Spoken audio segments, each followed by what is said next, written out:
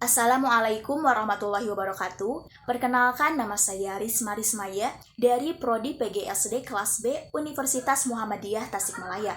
Nah, di sini saya akan menjelaskan mengenai karya monumental umat Islam dalam bidang ipteks. Nah, ada beberapa poin yang akan dibahas, yaitu yang pertama, zaman kejayaan umat Islam dalam bidang ipteks. Yang kedua, sebab-sebab kemajuan umat Islam dalam bidang ipteks. Yang ketiga, sebab-sebab kemunduran umat Islam dalam bidang ipteks. Dan yang terakhir, upaya-upaya kebangkitan kembali umat Islam dalam bidang ipteks. Nah, pembahasan yang pertama yaitu mengenai zaman kejayaan umat Islam dalam bidang ipteks. Nah, perkembangan Islam itu dimulai pada saat Rasulullah Shallallahu Alaihi Wasallam mendirikan Daulah Khilafah Islamiyah di Madinah. Islam tidak hanya berkembang di Madinah saja, akan tetapi sudah berkembang di seluruh negara Jazirah Arab dan sekitarnya. Lalu, sepeninggal Rasulullah SAW, masa kepemimpinan dilanjutkan oleh masa Khulafaur Rasyidin dan masa-masa kekhalifahannya. Lalu, puncak kejayaan kemajuan perkembangan umat Islam, terutama dalam bidang iptek, itu terjadi pada masa kekhalifahan Abbasiyah. Menganalisa rahasia kemajuan peradaban Islam, Montgomery Wardwell dalam bukunya tentang kejayaan Islam mengatakan bahwa Islam bisa mencapai kejayaan karena Islam tidak mengenal pemisahan yang kaku antara ilmu pengetahuan, etika, dan ajaran agama. Fakta sejarah juga menunjukkan bahwa pada masa kekhalifahan Abbasiyah, Islam berhasil atau pernah menguasai dunia selama 700 tahun lamanya. Nah, lalu di sini ada sejarah singkat mengenai kekhalifahan Abbasiyah, di mana kekhalifahan ini itu membawa umat Islam mencapai kejayaan terutama dalam bidang iptek. Nah, mengapa dinamakan Daulah Abbasiyah? Karena pendiri dari kekhalifahan ini tidak lepas dari sosok paman Nabi Muhammad SAW, yaitu Abbas bin Abdul Muthalib. Daulah Abbasiyah berkuasa selama 5 abad lamanya yang berpusat di kota Baghdad, Irak, dan juga Spanyol Andalusia. Selama berkuasa, Daulah Abbasiyah telah dipimpin sebanyak 37 khalifah, di mana khalifah yang pertama yaitu Abdul Abbas As-Saffah dan yang terakhir Khalifah Al-Mu'tajim. Nah, kejayaan Daulah Abbasiyah itu dimulai dari berdirinya sampai masa pemerintahan Al-Watsi. Nah, di zaman ini dikatakan sebagai zaman keemasan atau kejayaan umat Islam di segala bidang, terutama dalam bidang iptek. Kota Baghdad yang menjadi pusat atau ibu kota negara dan merupakan pusat pemerintahan, baik kekuasaan politik, ekonomi, sosial budaya, pengetahuan, dan lain-lain sebagainya, benar-benar menguasai pusat peradaban dunia. Kemudian di era ini juga telah lahir atau muncul ilmuwan-ilmuwan Islam dengan berbagai penemuannya yang sangat luar biasa.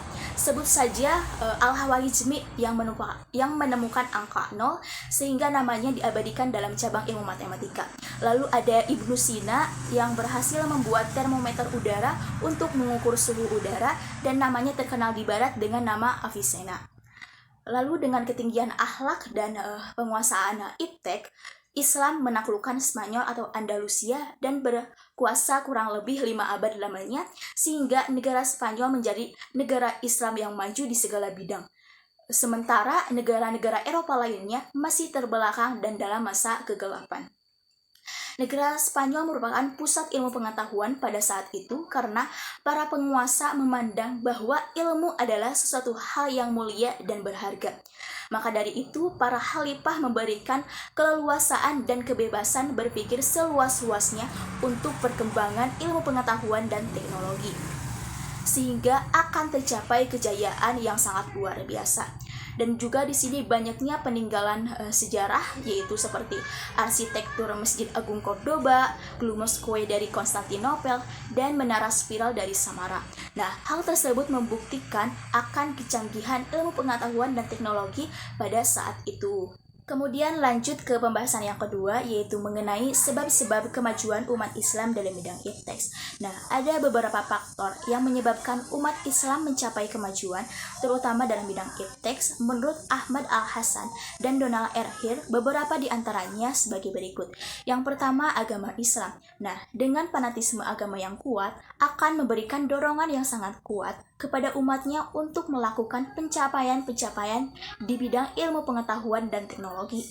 Sesungguhnya dalam beberapa ayat Al-Quran, Allah Subhanahu wa Ta'ala memerintahkan kepada manusia untuk menggunakan akal dalam mengamati alam semesta, dan mereka benar-benar menggunakan akal pikirannya untuk kemajuan ilmu pengetahuan dan teknologi, sehingga umat Islam berhasil menguasai iptek dan mencapai kejayaannya. Yang kedua, faktor pemerintah berpihak kepada ilmu pengetahuan. Sudah jelas dengan keberpihakannya pemerintah kepada kemajuan ilmu pengetahuan dan teknologi sudah menjadi ciri umum di seluruh daulah Islamiyah di penjuru dunia. Sehingga dengan begitu akan membantu kemajuan ilmu pengetahuan dan teknologi. Dan juga pada saat itu dibangunlah dan didirikanlah akademi-akademi dan perpustakaan-perpustakaan yang dapat dimanfaatkan masyarakat di sana.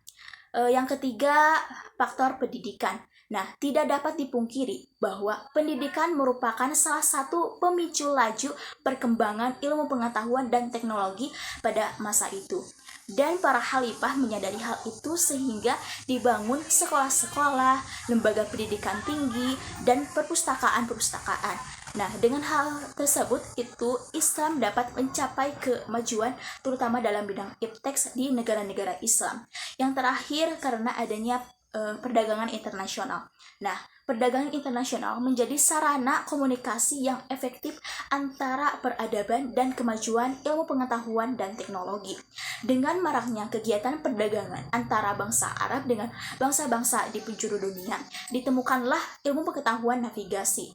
Meskipun demikian, kemajuan umat Islam tidak terlepas dari stabilitas ekonomi dan juga politik. Lanjut ke pembahasan yang ketiga, yaitu sebab-sebab kemunduran umat Islam dalam bidang iptek. Ada beberapa faktor yang menyebabkan umat Islam mengalami kemunduran, terutama dalam bidang iptek, karena ada faktor internal, yaitu faktor Islam itu sendiri, dan juga ada faktor eksternal. Nah, yang pertama dari faktor internal.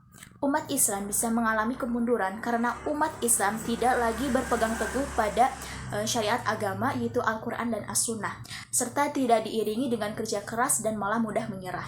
Sementara bangsa-bangsa barat atau bangsa-bangsa non-muslim malah mengalami kemajuan karena mereka tetap berpegang teguh pada tradisi keagamaan mereka. Dalam pandangan Arsalan, seorang pemikir asal Lebanon mengatakan bahwa bangsa-bangsa non-muslim bisa mengalami kemajuan karena mereka tetap berpegang teguh pada tradisi keagamaan mereka dan berusaha kerja keras meraih kemajuan ilmu pengetahuan dan teknologi. Dalam pandangan Arsalan juga mengatakan bahwa umat Islam harus mencontoh mereka, yaitu tetap berpegang teguh pada nilai-nilai Islam. Nah, hal itulah bisa terjadi bahwa Islam mengalami kemunduran karena Islam tidak kerja keras dan malah mudah menyerah, serta tidak berpegang teguh pada syariat agama mereka, yaitu Al-Quran dan As-Sunnah. Karena dengan berpegang teguh pada Al-Quran dan As-Sunnah, mereka tidak akan tersesat selama-lamanya. Justru yang terjadi malah umat Islam semakin jauh dari syariat agama, yaitu Al-Quran dan As-Sunnah, sehingga lambat launlah mengalami kemunduran terutama dalam bidang iptek. Nah, yang kedua, faktor eksternal. Nah, menurut Wisnu Arya dalam bukunya yang berjudul Melacak Teori Ernst dalam Al-Quran, ada beberapa faktor yang menyebabkan Islam mengalami kemunduran, yaitu yang pertama, kesadaran akan pentingnya ilmu pengetahuan dan teknologi, sebagaimana umat Islam pada abad 9 sampai 13 Masehi mengalami atau menguasai ilmu pengetahuan dan teknologi. Nah, dan juga hidup mereka itu lebih sejahtera dibandingkan bangsa-bangsa barat atau bangsa-bangsa non-muslim, sehingga mereka ingin mengambil atau merebut kemajuan ilmu pengetahuan dan teknologi pada saat itu. Kemudian yang kedua, ada fanatisme agama, di mana bangsa barat umumnya itu beragama Nasrani ingin menunjukkan bahwa bangsa mereka bisa mengalami kemajuan ilmu pengetahuan dan teknologi seperti halnya umat Islam. Yang terakhir yaitu ketergantungan negara-negara Islam terhadap ekonomi Eropa. Nah, dari situ lahirlah kolonialisme negara-negara barat terhadap negara-negara Islam. Akibatnya, negara-negara Islam menjadi terpecah belah dan menjadi negara kecil berdasarkan feodalisme, kesultanan, dan kerajaan, sehingga mereka malah saling bersaing dan malah bermusuhan. Nah, hal itulah bisa mengalami kemunduran umat Islam terutama dalam bidang ilmu pengetahuan dan teknologi. Kemudian lanjut ke pembahasan yang keempat, yaitu upaya-upaya kebangkitan umat Islam dalam bidang ipteks. Nah, ada beberapa upaya yang dapat dilakukan umat Islam untuk bangkit kembali dalam bidang ipteks. Yang pertama yaitu umat Islam harus berpegang teguh pada syariat agama yaitu Al-Quran dan As-Sunnah. Karena dengan berpegang teguh pada Al-Quran dan As-Sunnah, Islam tidak akan tersesat selama-lamanya. Justru Islam akan kembali berhasil menguasai ilmu pengetahuan dan teknologi. Yang kedua, bekerja keras tanpa mengenal Allah.